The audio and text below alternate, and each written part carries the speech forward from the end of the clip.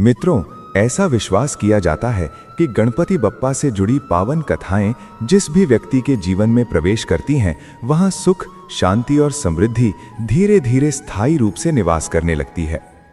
अक्सर ये देखा जाता है कि धन कमाना जितना सरल लगता है, उसे संभाल कर रखना उतना ही कठिन होता है।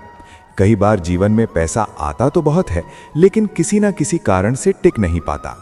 आज बुधवार के शुभ अवसर पर हम आपको एक ऐसे राजा की दुर्लभ कथा सुनाने जा रहे हैं जो ये समझाने में सहायक होगी कि घर से बरकत क्यों चली जाती है और किस प्रकार भाग्य के बंद द्वार खुल सकते हैं।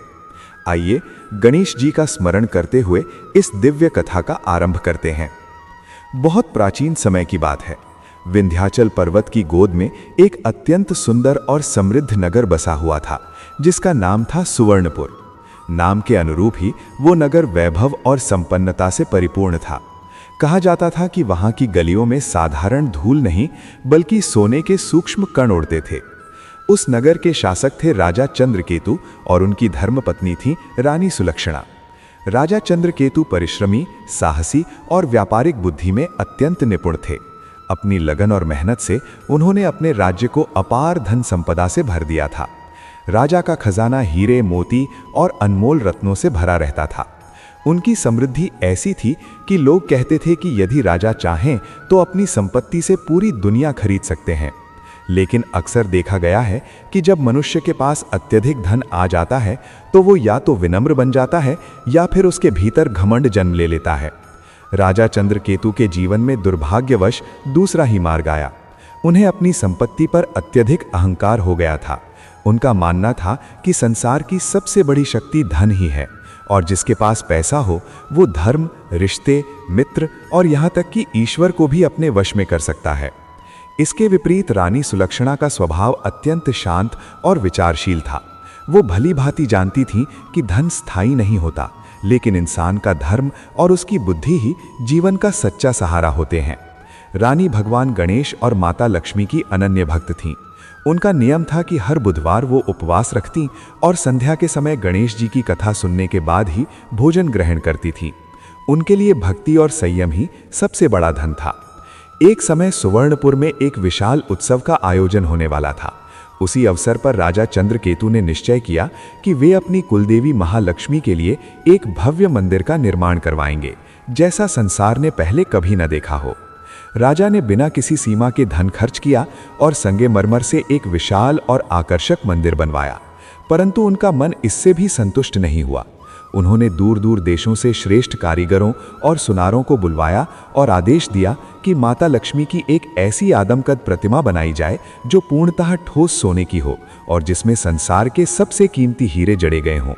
यहीं से राजा के जीवन की वो कथा आगे बढ़ती है जो ये सिखाती है कि केवल धन से नहीं, बल्कि श्रद्धा, विनम्रता और धर्म से ही सच्ची समृद्धि प्राप्त होती है।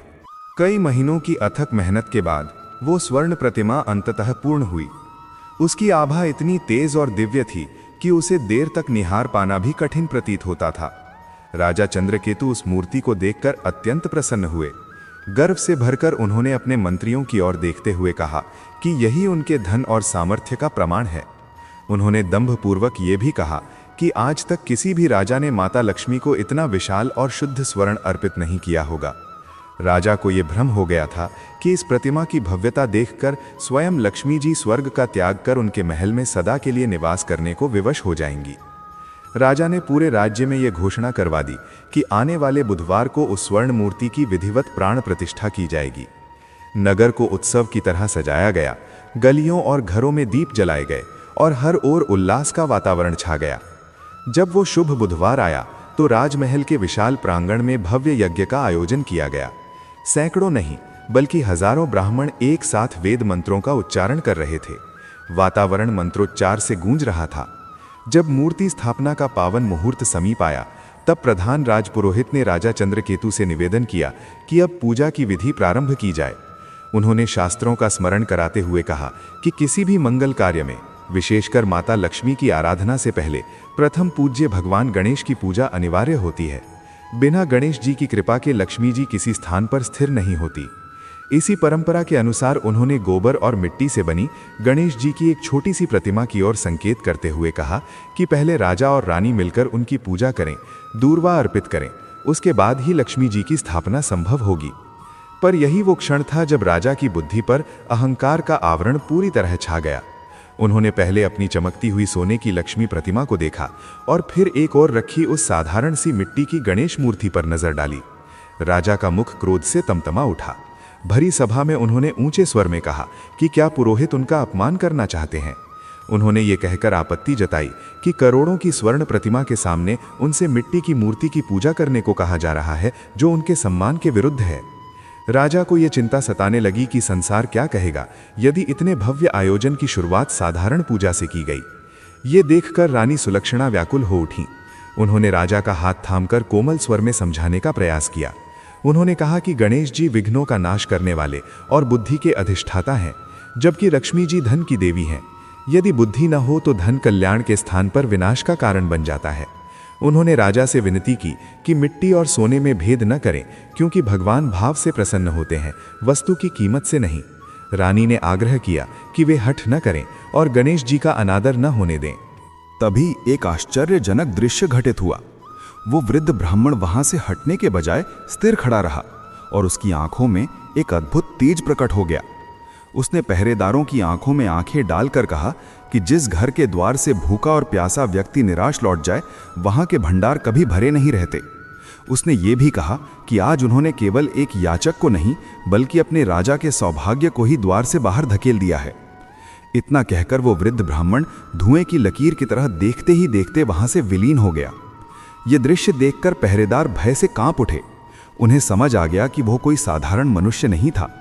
घबराए हुए पहरेदार राजा को सूचना देने के लिए भीतर की ओर दौड़े, परंतु भीतर तो उससे भी बड़ा अनिष्ट घट रहा था। राजा चंद्रकेतु अपने शयन कक्ष में गहरी नींद में थे। तभी उनके स्वप्न में किसी स्त्री के रोने की करुण आवाज गूंजने लगी। वो स्वर अत्यंत पीड़ादायक था। स्वप्न में राजा ने पूछा कि वो कौन है और उनके महल में क्यों विलाप कर रही हैं।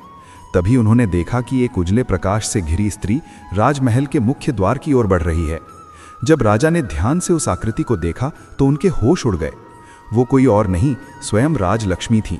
उनके शरीर से आभूषण गिरते जा रहे थे और उनके मुख पर गहन उदासी छाई हुई थी, मानो वे उस महल को सलाह के लिए छोड़कर जा रही हों। स्वप्न में राजा चंद्रकेतु घबराकर चिल्लाए और बोले, हे देवी, आप तो मेरी कुल देवी हैं। मैंने तो आज ही आपके लिए अपार धन से भरा हुआ स्वर्ण मंदिर बनवाया है, फिर आप मुझे छोड़कर कहाँ जा रही हैं? ये सुनकर राजलक्ष्मी ने पीछे मुड़कर उनकी ओर देखा। उनकी आंखें अश्रुओं से भरी थीं। उन्होंने गंभीर स्वर में कहा कि चंद्रकेतु, जहां मेरे पुत्र गणेश का अपमान होता है, वहां मैं एक क्षण भी नहीं ठहर सकती। तुमने अपने सोने के अहंकार में बुद्धि और शुभता दोनों का तिरस्कार किया है। यह स्मरण रखो कि गणेश आधार हैं और मैं उस आधार पर खड़ा भवन हूं। जब नींव ही टूट जाए तो भवन का टिकना असंभव हो जाता है। इतना कहकर उन्होंने कहा कि वे जा रही हैं और उनके साथ राजा का सारा वैभव भी चला जाएगा। राजा हाथ जोड़कर गिड़गिड़ाते रहे। उन्होंने क्षमा याचना की और देवी से रुकने की प्रार्थना की, परंतु लक्ष्मी जी मुख्य द्वार से बाहर चली गईं। उसी क्षण राजा की नींद एक भयानक आवाज के साथ खुल गई। बाहर से अफरा तफरी और चीख पुकार सुनाई दे रही थी। हर ओर से लोग आग लगने की आवाजें लगा रहे थे। राजा हड़बड़ाकर उठे।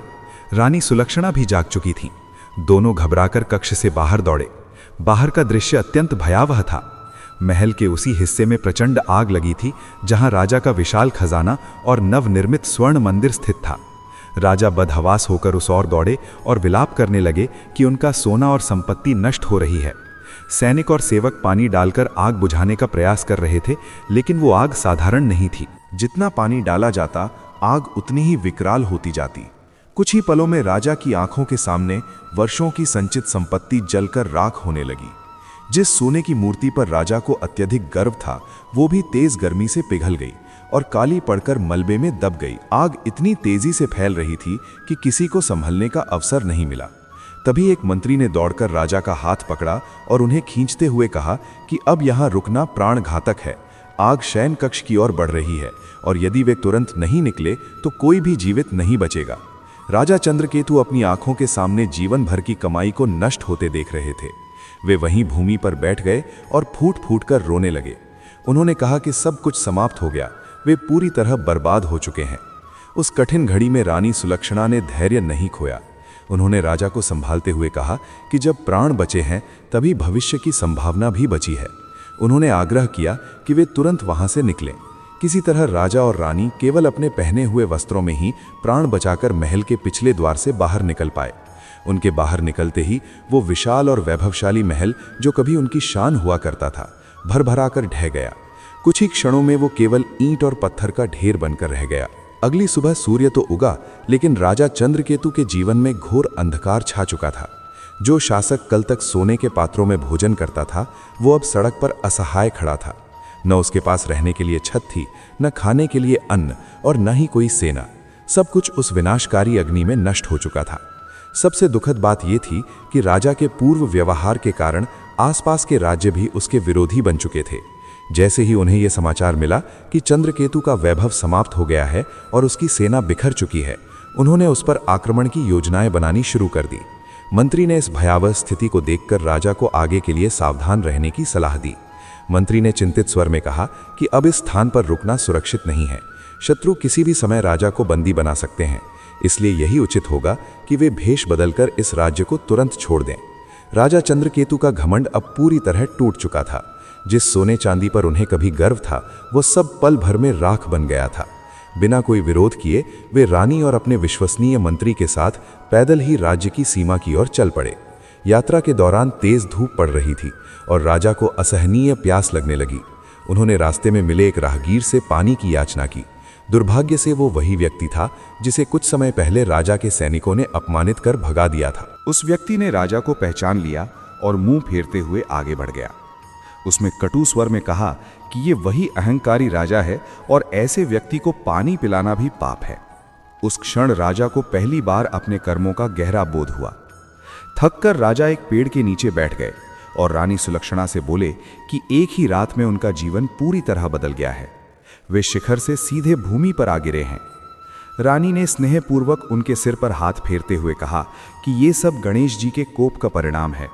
बुधवार के पवित्र दिन उनका अपमान करने के कारण बुद्धि ने साथ छोड़ दिया।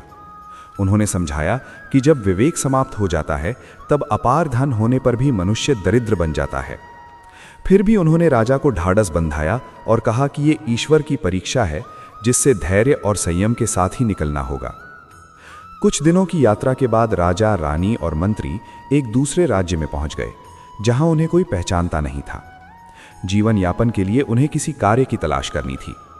कल्पना कीजिए, जो राजा कभी आदेश दिया करता था, अब वही आजीविका के लिए काम मांग रहा था। राजा ने अनेक स्थानों पर काम मांगा, परंतु कहीं सफलता नहीं मिली, क्योंकि उन्हें राजकाज के अलावा कोई शारीरिक श्रम का अनुभव नहीं था।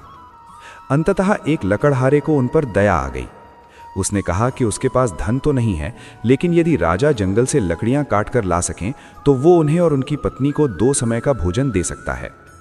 ये सुनकर राजा चंद्रकेतु की आंखें भर आईं। जिन हाथों ने कभी तलवार और राजदंड के अतिरिक्त कुछ नहीं उठाया था, आज उन्हीं हाथों में कुल्हाड़ी थमा दी गई। पेट की ज्वाला बुझाने के लिए उन्हें ये कष्ट भी स्वीकार करना पड़ा। राजा जंगल गए और लकड़ियां काटने लगे, परंतु जैसे ही उन्होंने कुल्हाड़ी का पहला वार किया, वो फिसलकर उनके पैर में जा लगी। रक्त बहने लगा और राजा वेदना से कराह उठे। उन्होंने व्याकुल होकर पूछा कि उनके साथ ऐसा क्यों हो रहा है और हर कार्य उल्टा क्यों पड़ रहा है। रानी सुलक्षणा ने अपनी साड़ी का एक हिस्सा फाड़कर उनके घाव पर पट्टी बांधी। वो भली भांति समझ रही थीं कि अभी भी ग्रहों का दोष और गणेश जी की अप्रसन्नता राजा का पीछा नहीं छोड़ रही है। उसी समय वहां से कुछ साधुओं का समूह गुजर रहा था। राजा की दुर्दशा देखकर एक महात्मा उनके पास आए। उन्होंने कहा कि राजा के मुखमंडल का तेज बता रहा है कि वे कोई साधारण श्रमिक नहीं हैं, बल्कि किसी बड़े दोष या श्राप से ग्रस्त हैं। उन्होंने राजा से उसके कष्ट का कारण पूछा। तब राजा ने रोते हुए अपनी पूरी कथा सुना दी कि किस प्रकार उसने बुधवार के दिन गणेश जी की प्रतिमा का अपमान किया और उसके बाद उसका सर्वस्व नष्ट हो गया। महात्मा ने गंभीर स्वर में कहा कि विघ्नहर्ता का तिरस्कार करने के कारण ही जीवन में बाधाएं समाप्त नहीं हो रही हैं। जब तक सच्चे हृदय से गणेश जी की शरण में जाकर प्रायश्चित नहीं किया जाएगा, तब तक कितनी भी मेहनत कर ली जाए, परिणाम केवल असफलता ही रहेगा। राजा चंद्रकेतु महात्मा के चरणों में गिर पड़े।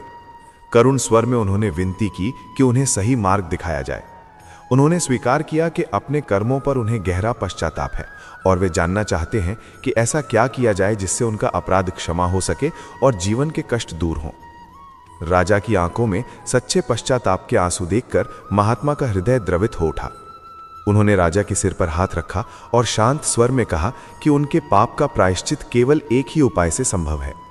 महात्मा ने समझाया कि जिस गणेश जी का अपमान राजा ने मिट्टी की मूर्ति समझकर किया था, अब उसी मिट्टी से उन्हें अपना भाग्य फिर से गढ़ना होगा।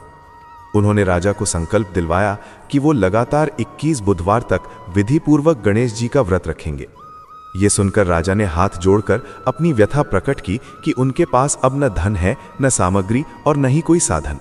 जंगल में रहकर वे शास्त्रों के अनुसार पूजा कैसे कर पाएंगे। महात्मा मुस्कुराए और बोले कि ईश्वर को सोने चांदी की नहीं बल्कि निर्मल श्रद्धा की आवश्यकता होती है। उन्होंने निर्देश दिया कि हर बुधवार राजा नदी की मिट्टी से अपने हाथों से गणेश जी की प्रतिमा बनाएंगे, जंगल से हरी दूर्वा और फूल एकत्र करेंगे तथा जो भी साधारण भोजन उपलब्ध हो उसी का भोग लगाएंगे। उन्होंने ये भी कहा कि पूजा के समय मन में अहंकार का लेश मात्र भी न हो और व्रत के दिन भोजन में नमक का त्याग किया जाए। राजा चंद्रकेतु और रानी सुलक्षणा ने महात्मा के चरणों में नतमस्तक होकर आशीर्वाद प्राप्त किया। महात्मा वहां से चले गए और राजा रानी ने जंगल में ही घास फूस से बनी एक छोटी सी कुटिया बनाकर निवास करना प्रारंभ कर दिया। कुछ ही दिनों में पहला बुधवार आ गया। राजा भोर में उठे और लंगड़ाते हुए पास की नदी तक पहुंचे। स्नान के बाद वे वहां से गीली मिट्टी लेकर लौटे। जिन हाथों को कभी कोमलता और वैभव का स्पर्श मिला था, उन्हीं हाथों से अब राजा बड़ी श्रद्धा और प्रेम से मिट्टी को आकार देने लगे। उन्होंने स्वयं गणेश जी की एक सुंदर प्रतिमा बनाई। रानी सुलक्षणा जंगल से फूल और दूर्वा चुनकर लाईं। दोनों ने मिलकर उस मिट्टी की प्रतिमा की स्थापना की। पूजा करते समय राजा की आंखों से अश्रुधारा बहने लगी। उन्होंने विनम्र भाव से कहा कि वे अज्ञानवश धन के मद में गणेश जी को पहचान नहीं पाए और अब अपने अपराध के लिए क्षमा चाहते हैं। पूजा संपन्न होने के बाद जब राजा ने प्रसाद ग्रहण किया, तभी उन्हें एक अद्भुत अनुभूति हुई। कई दिनों से जिस घायल पैर में असहनीय पीड़ा थी, उसमें अचानक शीतलता का अनुभव हुआ। कुछ ही पलों में दर्द शांत हो गया और घाल भरने लगा। यह गणेश जी की कृपा का पहला संकेत था। राजा और रानी हर्ष से भर उठे और उनका विश्वास और भी दृढ़ हो गया। समय बीतता गया और बुधवार आते रहे। राजा और रानी जंगल से लकड़ियां एकत्र कर पास के गांव में बेचते और जो भी साधारण भोजन मिलता उसी से जीवन यापन करते। अब राजा को परिश्रम करने में लज्जा नहीं होती थी। उनका अहंकार पूरी तरह मिट चुका था। वे राह चलते हर व्यक्ति का आदर करते और प्यासे को पानी पिलाते। इस प्रकार धीरे धीरे 21वां बुधवार भी आ पहुंचा। ये व्रत का अंतिम दिन था, जिसे उद्यापन कहा जाता है। इस दिन पूजा के पश्चात दान पुण्य करना आवश्यक माना जाता है, परंतु राजा के पास स्वयं जीवन यापन के लिए भी सीमित साधन थे। दान कैसे किया जाए, ये सोचकर वे चिंतित हो उठे। रानी सुलक्षणा ने भी व्याकुल होकर कहा कि आज उनका व्रत पूर्ण हो रहा है, परंतु दान के लिए उनके पास कुछ भी नहीं है। रानी सुलक्षणा ने चिंतित स्वर में कहा कि पूजा के लिए थोड़ा गुड़, घी और ब्राह्मण को देने हेतु कुछ दक्षिणा की आवश्यकता होगी, परंतु उनके पास तो एक कौड़ी भी शेष नहीं है। राजा चंद्रकेतु ने उन्हें सांत्वना देते हुए कहा कि चिंता करने की आवश्यकता नहीं है। गणेश जी ने अब तक उनका साथ दिया है, आगे का मार्ग भी वही प्रशस्त करेंगे। उन्होंने निश्चय किया कि वे शहर जाकर कोई अतिरिक्त कार्य खोजेंगे जिससे पूजा की सामग्री जुटाई जा सके। ये कहकर राजा अपनी कुल्हाड़ी लेकर नगर की ओर निकल पड़े। बाजार से गुजरते समय उनकी दृष्टि एक विशाल दुकान पर पड़ी जो उस नगर के प्रसिद्ध सेठ की थी। वहां असामान्य भीड़ एकत्र थी और सेठ स्वयं अत्यंत व्याकुल होकर सिर पीट रहे थे। राजा ने पास खड़े एक व्यक्ति से कारण पूछा। उसने बताया कि सेठ का मुनीम अचानक काम छोड़कर चला गया है और आज एक बड़ा व्यापारिक सौदा होना है, किंतु खातों में इतना उलझाव है कि किसी को समझ नहीं आ रहा कि किसे कितना देना है और किससे कितना लेना है। यदि आज हिसाब साफ न हुआ तो भारी हानि तय है। ये सुनते ही राजा चंद्रकेतु को अपनी पुरानी योग्यता स्मरण हो आई। वे केवल शासक ही नहीं बल्कि व्यापार और गणना में भी अद्वितीय थे। राजा भीड़ को पार करते हुए सेठ के समीप पहुंचे और विनम्र स्वर में बोले कि यदि अनुमति मिले तो वे इस उलझे हुए हिसाब को सुलझा सकते हैं। सेठ ने उन्हें ऊपर से नीचे तक देखा। राजा के वस्त्र साधारण और धूल से सने हुए थे। सेठ ने झुंझलाकर कहा कि बड़े बड़े विद्वान मुनीम इस काम में असफल हो चुके हैं, तो एक साधारण मजदूर क्या करेगा। उन्होंने राजा को वहां से हट जाने को कहा। राजा ने धैर्य नहीं खोया और विनम्रतापूर्वक निवेदन किया कि उन्हें केवल एक अवसर दिया जाए। उन्होंने कहा कि यदि वे हिसाब न कर पाएं तो जो दंड दिया जाए वे स्वीकार करेंगे, परंतु यदि कार्य सफल रहा तो उन्हें उनकी मेहनत का पारिश्रमिक मिलना चाहिए। सेठ की स्थिति दयनीय थी और उसके पास कोई अन्य विकल्प नहीं था। उसने अनिच्छा से खाते राजा के हाथ में थमा दिए और चेतावनी दी कि यदि 1 घंटे में हिसाब न हुआ तो दंड दिया जाएगा। राजा ने शांत भाव से कलम उठाई और खातों को देखने लगे। उनकी उंगलियां और मस्तिष्क अद्भुत तेजी से कार्य करने लगे। जिन गणनाओं में मुनीमों को कई दिन लग जाते थे, उन्हें राजा ने अपने अनुभव और बुद्धि से कुछ ही समय में सुलझा दिया। आधे घंटे के भीतर उन्होंने पूरा हिसाब सामने रख दिया और ये भी स्पष्ट कर दिया कि कहाँ त्रुटि थी और कहाँ लाभ छिपा हुआ था। सेठ ने जब जांच की तो सब कुछ बिल्कुल सही निकला। ये देखकर सेठ आश्चर्यचकित रह गया। उसकी प्रसन्नता का कोई ठिकाना नहीं रहा। उसने राजा को सम्मानपूर्वक गले लगाया और कहा कि वे कोई साधारण व्यक्ति नहीं हैं, बल्कि विद्या का साक्षात स्वरूप हैं। सेठ ने उनसे इच्छित वस्तु मांगने को कहा। राजा ने हाथ जोड़कर कहा कि उन्हें अधिक कुछ नहीं चाहिए, केवल उस शाम की पूजा के लिए थोड़ा घी, गुड़, आटा और कुछ धन चाहिए, जिससे वे अपना व्रत पूर्ण कर सकें। सेठ ये सुनकर हंस पड़ा और बोला कि वो तो उन्हें स्वर्ण मुद्राएं देना चाहता था, पर वे इतनी साधारण मांग कर रहे हैं। राजा ने विनम्रता से उत्तर दिया कि उन्हें उतना ही चाहिए जितनी आवश्यकता है, क्योंकि अधिक धन फिर से अहंकार को जन्म दे सकता है। राजा की ये सोच सेठ को अत्यंत प्रभावित कर गई। उसने आदरपूर्वक पूजा की सारी सामग्री दी और साथ ही पहनने के लिए कुछ वस्त्र भी प्रदान किए। राजा चंद्रकेतु संतोष और कृतज्ञता के साथ वो सब सामान लेकर जंगल की ओर अपनी कुटिया की ओर लौट पड़े। संध्या का समय हो चुका था और सूर्य धीरे धीरे अस्त हो रहा था। झोपड़ी के पास रानी सुलक्षणा राजा की प्रतीक्षा कर रही थीं। उनके मन में आशा और विश्वास दोनों जागृत थे। राजा चंद्रकेतु जब पूजा की सामग्री लेकर लौटे तो उन्होंने वह सब रानी सुलक्षणा को सौंप दी। दोनों ने मिलकर छोटी सी झोपड़ी के सामने मंडप सजाया। ये 21वें बुधवार की पूजा थी, इसलिए उनका मन श्रद्धा और भाव से भरा हुआ था। राजा और रानी ने पूरे समर्पण के साथ गणेश जी की आरती आरंभ की। आरती पूर्ण होते ही राजा ने नेत्र बंद कर गहरी प्रार्थना की। उसी क्षण झोपड़ी के बाहर अचानक घोड़ों की टापों की तेज आवाजें सुनाई देने लगीं। ऐसा प्रतीत हुआ मानो कोई बड़ी सेना वहां आ पहुंची हो।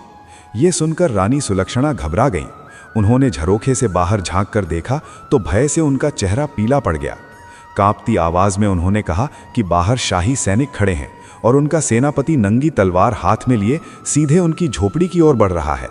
उन्हें लगा कि शत्रुओं को उनका पता चल गया है और अब अनर्थ होने वाला है। राजा चंद्रकेतु भी क्षण भर के लिए विचलित हो उठे।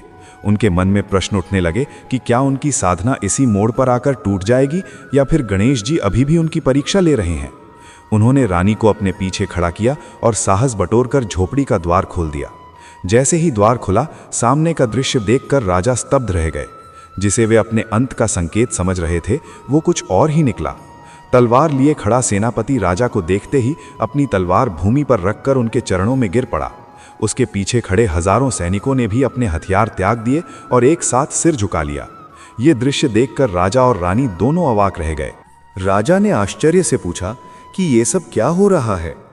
उन्होंने कहा कि सेनापति तो उस राजा की सेना का हिस्सा है जिसने उनके राज्य पर अधिकार कर लिया था, फिर वो उन्हें मारने के बजाय चरणों में क्यों गिर रहा है। सेनापति ने रोते हुए क्षमा मांगी और कहा कि वे भले ही शत्रु पक्ष के सैनिक थे, लेकिन अब उन्हें सच्चाई का ज्ञान हो चुका है। उसने बताया कि जिस दिन से उस अधर्मी शासक ने सुवर्णपुर के सिंहासन पर अधिकार किया, तब से राज्य में केवल दुख और अराजकता फैली हुई है।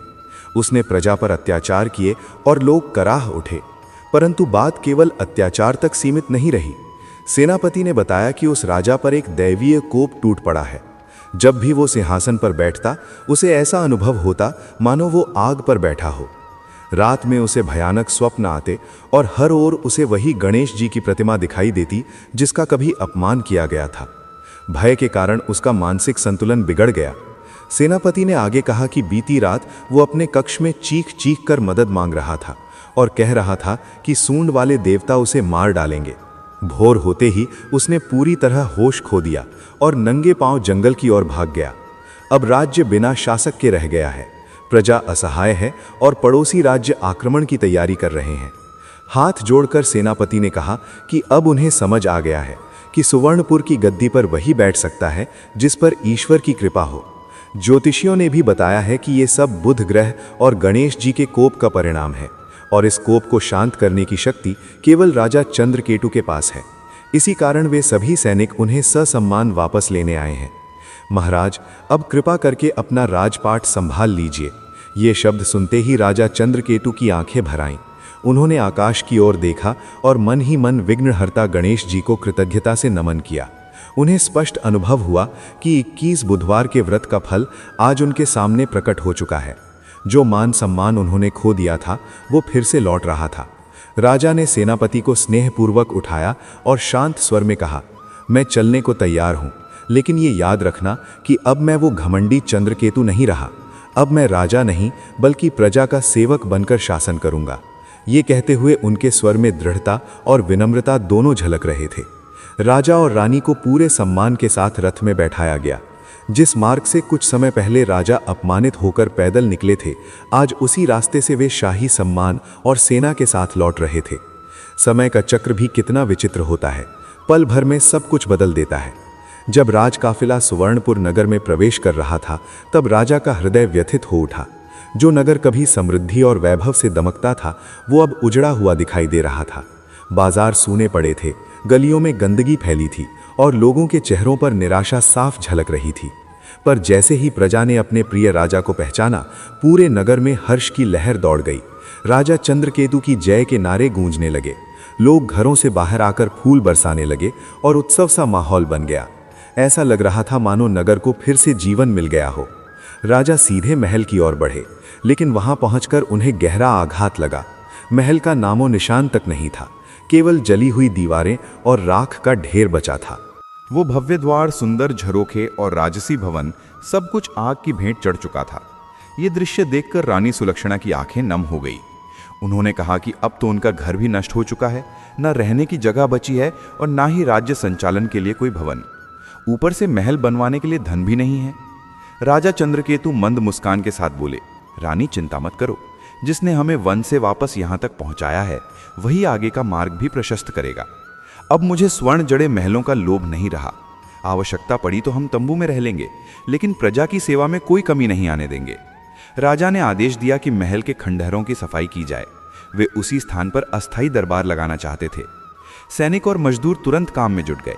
मलबा हटाया जा रहा था, तभी एक मजदूर की कुदाल किसी कठोर वस्तु से टकराई और तेज आवाज गूंजी।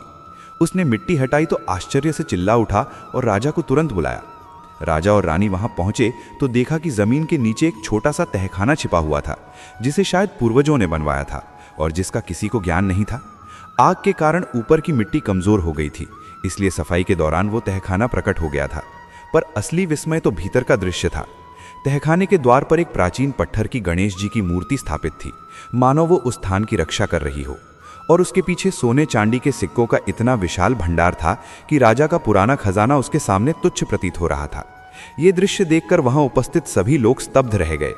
ऊपर की आग ने महल और नगर का वैभव भस्म कर दिया था, परंतु धरती की गोद में छिपा हुआ खजाना पूरी तरह सुरक्षित रहा। राजा के साथ लौटे राजपुरोहित ने यह दृश्य देखकर श्रद्धा से कहा कि यह कोई साधारण घटना नहीं बल्कि दैवी संकेत है।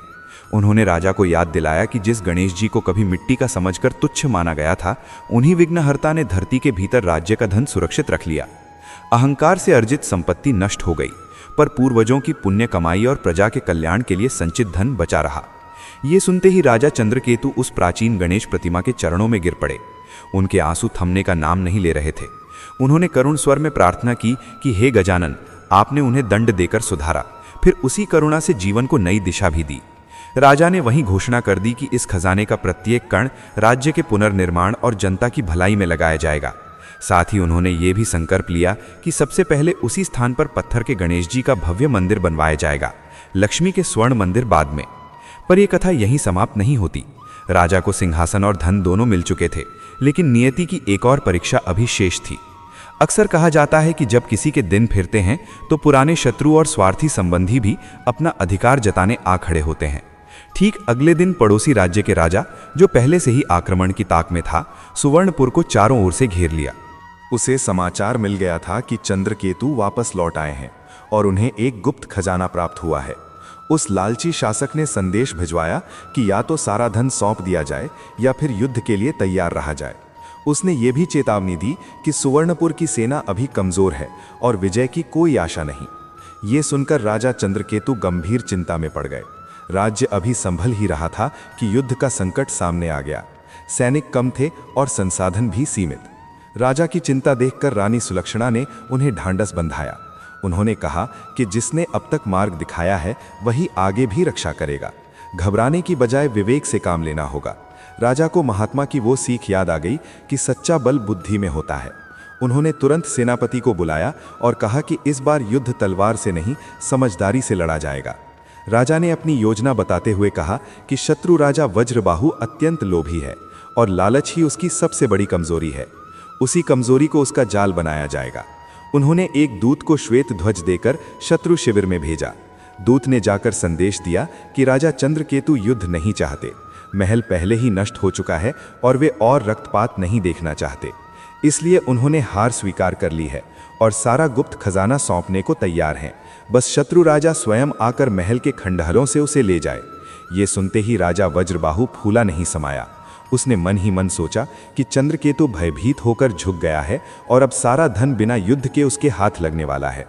राजा वज्रबाहु को जैसे ही ये संदेश मिला कि चंद्रकेतु ने हार मान ली है और खजाना सौंपने को तैयार है, उसके मन में प्रसन्नता की लहर दौड़ गई। उसकी आंखों में लोभ चमक उठा। उसने सोचा, बिना एक भी तलवार चलाए सुवर्णपुर का सारा धन मेरे हाथ आ जाएगा। उसने तुरंत अपने मंत्रियों और सेनापतियों को बुलाया और आदेश दिया कि केवल चुनिंदा सैनिकों के साथ वो स्वयं खंडहर बने महल में जाएगा। उसे क्या पता था कि यही उसका सबसे बड़ा भ्रम बनने वाला है। दूसरी ओर राजा चंद्रकेतु शांत मन से अपनी योजना को अंतिम रूप दे रहे थे। उन्होंने सेनापति से कहा कि नगर के बाहर और भीतर जितने भी पुराने सुरंग मार्ग, तहखाने और पत्थर की भूल भुलैया हैं, उन्हें तैयार रखा जाए। सैनिकों को निर्देश दिया गया कि वे हथियार छिपा कर रहें और संकेत मिलते ही अपने स्थान संभाल लें। ये युद्ध शक्ति का नहीं, बुद्धि का था। जब राजा वज्रबाहु अपने सीमित दल के साथ महल के खंडहरों में पहुंचा तो वहां का दृश्य देखकर वो ठिठक गया। चारों ओर जली हुई दीवारें, टूटी हुई छतें और राख के ढेर पड़े थे। दूर एक स्थान पर पत्थर की गणेश प्रतिमा शांत भाव से विराजमान थी। उसके ठीक पीछे वो गुप्त तहखाना था जिसके बारे में अब तक केवल राजा चंद्रकेतु को ही जानकारी थी। राजा वज्रबाहु ने घमंड से कहा, चंद्रकेतु, तुमने बुद्धिमानी की है। युद्ध में तुम्हारा विनाश तय था। अब खजाना दिखाओ। राजा चंद्रकेतु ने विनम्र स्वर में उत्तर दिया, महाराज, खजाना इसी भूमि के भीतर है, लेकिन एक शर्त है। वज्रबाहु हंसा, हारने वाले शर्तें नहीं रखते। चंद्रकेतु ने गंभीर होकर कहा, यह धन तभी बाहर आएगा जब आप स्वयं उस तहखाने में उतरकर उसे स्वीकार करेंगे। ये हमारे पूर्वजों की परंपरा रही है। लालच में अंधे वज्रबाहु ने बिना सोचे हामी भर दी। जैसे ही वो तहखाने में उतरा, उसके साथ आए कुछ सैनिक भी भीतर चले गए। तभी राजा चंद्रकेतु ने संकेत दिया। बाहर खड़े सैनिकों ने पत्थर का विशाल दरवाजा बंद कर दिया। भीतर अंधकार फैल गया। राजा वज्रबाहु घबरा गया। उसने बाहर निकलने की कोशिश की, लेकिन भारी शिला हिल तक नहीं रही थी। अंदर अंधेरे में वो चीखने लगा, ये धोखा है, मुझे बाहर निकालो। उसी क्षण ऊपर से गणेश जी की प्रतिमा के पास जल रहे दीपक की लौ तेज हो उठी। तहखाने की दीवारों पर उकेरे गए पुराने शिलालेख चमकने लगे। वहां लिखा था, जो लोभ में अंधा होगा वही सबसे पहले पतन को प्राप्त होगा। वज्रबाहु का मन भय से कांप उठा। उसे वही दैवी भय महसूस हुआ जिसकी कहानियां उसने सुनी थीं। उसे लगने लगा जैसे कोई अदृश्य शक्ति उसे देख रही है। बाहर राजा चंद्रकेतु ने अपने सैनिकों को संबोधित किया और ऊंचे स्वर में कहा, आज किसी का रक्त नहीं बहेगा। ये युद्ध नहीं, धर्म का निर्णय है। तभी वज्रबाहु के सैनिकों में खलबली मच गई। उनका राजा फंस चुका था। उन्हें समझ आ गया कि वो एक धर्मपरायण शासक के विरुद्ध खड़े हैं। एक एक कर उन्होंने हथियार जमीन पर रख दिए। कुछ देर बाद राजा वज्रबाहु को बाहर निकाला गया। उसका घमंड चूर चूर हो चुका था। वो कांपते हुए राजा चंद्रकेतु के चरणों में गिर पड़ा। बोला, मुझे क्षमा कर दीजिए, लोभ ने मेरी आंखें बंद कर दी थीं। अब समझ आया कि राज्य तलवार से नहीं धर्म से चलता है। राजा चंद्रकेतु ने उसे उठाया और कहा, मैंने भी कभी यही भूल की थी, इसलिए आज तुम्हें दंड नहीं अवसर दूंगा। अपने राज्य लौट जाओ और प्रजा की सेवा करो। ये सुनकर वज्रबाहु की आंखों से आंसू बह निकले। उसने प्रण लिया कि वो आगे से कभी अन्याय नहीं करेगा। इसके बाद सुवर्णपुर में नए युग की शुरुआत हुई। राजा चंद्रकेतु ने सबसे पहले गणेश जी के उस प्राचीन मंदिर का पुनर्निर्माण कराया। मंदिर भव्य था लेकिन आडंबर रहित। सोने चांदी की जगह पत्थर और श्रद्धा से बना वो मंदिर पूरे राज्य का आधार बन गया। राजा ने खजाने का उपयोग सेना बढ़ाने के बजाय स्कूल, धर्मशालाएं, जलाशय और अन्न भंडार बनाने में किया। गरीबों को रोजगार मिला, भूखे को भोजन और रोगियों को उपचार मिलने लगा। प्रजा के चेहरों पर फिर से मुस्कान लौट आई। अब राजा स्वयं दरबार में बैठकर नहीं बल्कि गांव-गांव जाकर लोगों की समस्याएं सुनते थे। उन्हें अब स्वर्ण राजा नहीं बल्कि सेवक राजा कहा जाने लगा। रानी सुलक्षणा ने भी स्त्रियों के लिए शिक्षा और आश्रय की व्यवस्था करवाई। सुवर्णपुर धीरे धीरे एक आदर्श राज्य बन गया। हर बुधवार राजा और रानी आज भी उस पत्थर की गणेश प्रतिमा के सामने दीपक जलाते थे। राजा चंद्रकेतु अक्सर कहते थे, जिस दिन मैंने अहंकार छोड़ा उसी दिन मेरा राज्य सच में बना। और यही इस कथा का सार है। धन, शक्ति और पद तभी तक सार्थक हैं जब तक उनके साथ विनम्रता और बुद्धि हो। जहां गणेश का सम्मान होता है वहीं लक्ष्मी स्थिर रहती है।